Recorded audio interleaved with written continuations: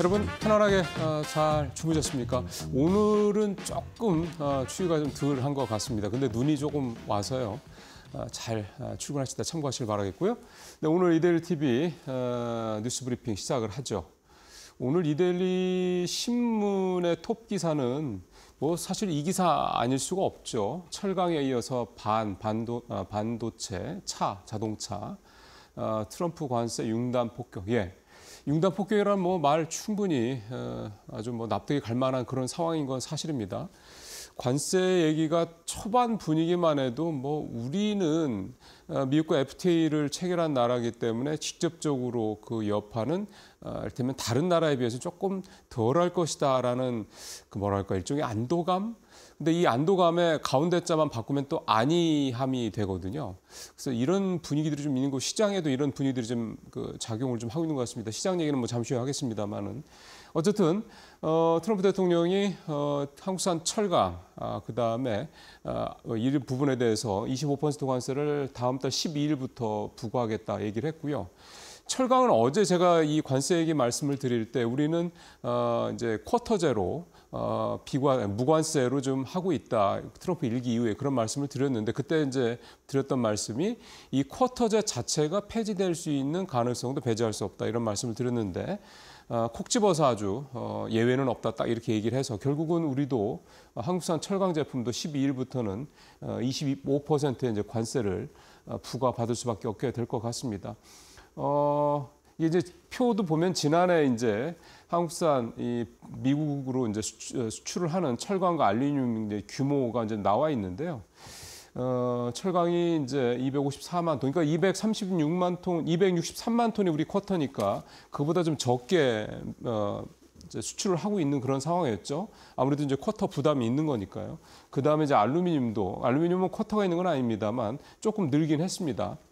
그러니까 전체적으로 이런 부분들이 좀 분위기가 아무래도 수출이 늘어나던 부분들이 좀 막힐 수 있는 여지가 있겠고, 그 다음에 이제 사실은 철강도 철강이지만 더 좀 걱정스러운 건 반도체랑 자동차죠. 특히 이제 자동차는 이제 전체 수출의 절반, 52% 정도가 이제 미국으로 수출이 되는 상황이고, 반도체도 사실은 뭐 이 미국하고 중국 이 수출이 거의 대부분이기 때문에 이런 점들을 감안하면 이 반도체나 자동차는 또 우리 경제 차지하는 비중이 또 워낙에 크고요. 이런 부분들은 좀 부담이 될 수 있습니다. 근데 지금 가능성으로 자꾸 얘기를 드리는 이유는 아직 이 부분에 대해서 잘 아시겠지만 지금 현재 우리가 좀 이 트럼프의 관세 이 폭탄이 우리 시장에서도 아직도 그 충격이 제한적인 이유는 결국은 협상용일 것이다라는 부분이 있지 않습니까? 결국 우리가 어떻게 협상하느냐에 따라서 이제 이 관세 부과 부분은 최종적으로는 좀 어떻게 될지 모르는 부분이 있기 때문에 아직은 이제 그런 부분을 말씀을 드리는 거고요.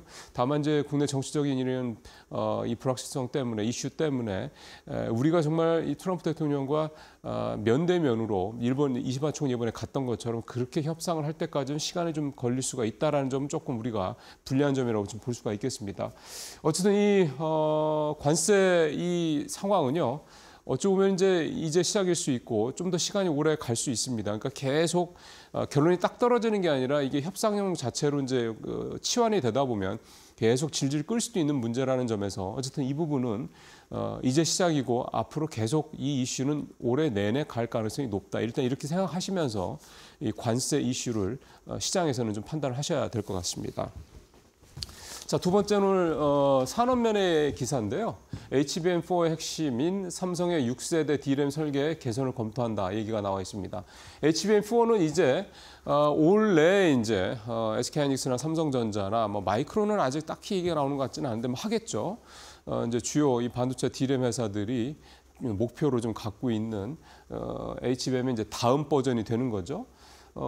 현재 SK하이닉스가 제일 앞서가고 있다 얘기도 나오고 있습니다. 사실 그 뚜껑을 열어봐야 되는 거니까 아직 속단하기 이른 부분인 것 같고요. 삼성이 또 이거를 아예 좀 게임 체인저라고 생각을 하고 있기 때문에 굉장히 적극적으로 좀 달려들고 있는 상황이다. 이게 저희가 지금까지 알고 있는 건데 이런 상황에서 삼성전자가 이렇게 6세대 D램, 즉 HBM4로 가는 데 있어서 핵심인 6세대 D램 설계 부분을 개선하겠다라는 그런 내용이 좀 내부적으로 좀 모아졌다라고 좀 전해졌습니다. 이제 이들의 취재 결과가 좀 그런 건데 이제 그 이유는 수율이 역시 안 나오는 부분 때문이고 이런 식으로 수율이 나오게 되면 HBM4를 개발을 하더라도 엔비디아에 어떤 공급을 하는 거는 역시 쉽지 않을 것이다라는 부분을 좀 삼성 내에서 이제 얘기가 된 거고 그래서 설계를 바꾸는 쪽으로 의견이 모아졌다 이 내용인데요.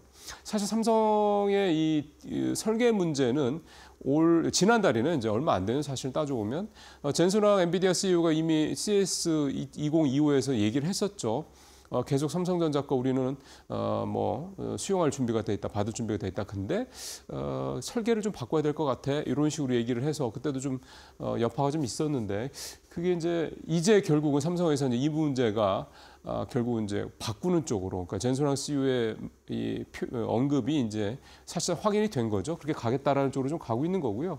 지금 이제 메모리 업계 HBM4 적용 공정 로드맵이 표가 좀 있는데 보면 삼성전자가 6세대 1C D램이라고 합니다. 이거를 올해 하반기에 양산을 하고 그다음에 SK하이닉스는 이 5세대 1B D램 올해 하반기에 양산을 하고 마이크론도 역시 SK하이닉스랑 똑같은데 이건 내년으로 조금 늦죠? 그러니까 결국은 지금 6세대에서는 삼성전자가 지금 제일 앞서서 하고 있는 건데 앞서서 하는 것도 중요하긴 한데 중요한 건 역시 수율입니다. TSMC가 삼성보다 대단히 선단 공정을 앞서 나가는 것도 아닌데도 지금 그 전체 글로벌 파운드리 시장을 장악하고 있는 이유는 결국 수율을 굉장히 높게 잘 만들어내기 때문이거든요. 삼성 파운드리가 좀 밀리고 있는 이유는 또 그 부분이고요. 어쨌든 이 6세대 제일 앞서 나가는 건 좋지만 결국은 삼성이 보여줄 거는 HBM4도 그렇고 결국은 이 설계를 어쨌든 개선을 하든 간에 최종적으로 수율을 얼마나 장악을 하느냐, 잡아내느냐 이 부분일 것이다. 이렇게 봐야 될 것 같습니다. 예, 이제 다시 증권면으로 좀 와서요. 트럼프 관세에 내성이 생긴 한국 증시 이 제목입니다. 앞서 제가 잠깐 언급을 했던 그 부분이 이제 여기에 좀 담겨 있는데요. 일단은 좀 이 두 표부터 먼저 설명을 드리고 가는 게 말씀을 좀 드리기가 좋을 것 같은데 감독님이 좀 잡아주시면 될 것 같고요. 코스피 월평균 거래대금이 크게 지금 늘어나고 있다라는 게 지금 이 표상으로 좀 보이시죠? 지금 이게 이 끝에가 저 오른쪽 끝에가 2월이니까 1월에 9.6조까지 늘어났다가 이제 2월 달 들어서는 이제 11조 근처까지 좀 급등을 좀 하고 있는 급증을 하고 있는 그런 모습입니다. 12월 달 참 우리 좀 심란할 때 9주 아래로 떨어졌던 게 좀 한 20% 이상 올라가고 있는 3조 가까이 지금 3조가 넘게죠. 2조 넘게 이렇게 좀 거래대금이 늘어나고 있는 상황이고요. 그다음에 이 내성과 관련돼서 좀 기사에 나와 있는 내용도 KLX 철강 지수를 얘기를 하는 건데 작년 8월에 저점을 찍고 쭉 올라와서 지금 이제 1741까지 지수가 좀 올라온 그런 상황이긴 한데 아시겠지만 철강과 관련된 내용이 작년 이후로 좋은 내용 별로 없지 않습니까? 중국 얘기도 이번에도 관세 얘기까지 좀 덧붙여서 상당히 좀 좋은 얘기라고는 찾아보기 힘든 그런 상황인데 그럼 왜 최근에 이렇게 트럼프 대통령이 25% 철강 관세 얘기를 했는데도 불구하고 이 KLX 철강 지수가 이렇게 별로 안 빠지느냐? 작년에 이만큼 빠졌던 것들이 이미 반영이 돼 있다, 즉 선반영돼 있다 이런 해석을 좀 해볼 수가 있는 겁니다. 다만 최근에 월가에서 나오는 얘기들이 시장에서 트럼프 대통령의 이 관세 정책을 조금 너무 그러니까 이를테면 협상용이다 이런 식으로 좀 약간 좀 쉽게 생각을 한 게 아니야 이런 어떤 내용들이 좀 자꾸 나오고 있다고 하거든요. 결국 이제 이게 시장에 어떻게 반영될 것이냐 앞으로 부분인데요. 오늘 같은 경우 뉴욕 시장도 이런 관세 얘기, 그 다음에 파월 의장의 얘기가 나왔는데도 별로 이제 움직이지 않고 그냥 보합권에서 혼조세로 마감이 됐단 말이에요. 이게 시장에서 이런 이슈들이 그냥 별거 아니야라고 해석을 하는 걸 수도 있겠지만 굉장히 심각하게 이거를 바라보고 있을 수 있다. 그래서 시장이 좀 방향성을 잡는 탐색 과정일 수도 있다. 이렇게 또 볼 수도 있기 때문에 어쨌든 이게 내성이 생겼다라고만 하기에는 아직은 조금 이르지 않냐 이런 생각도 좀 개인적으로 좀 듭니다. 자, 이제 마지막 얘기해보죠. 은행주 얘기인데요.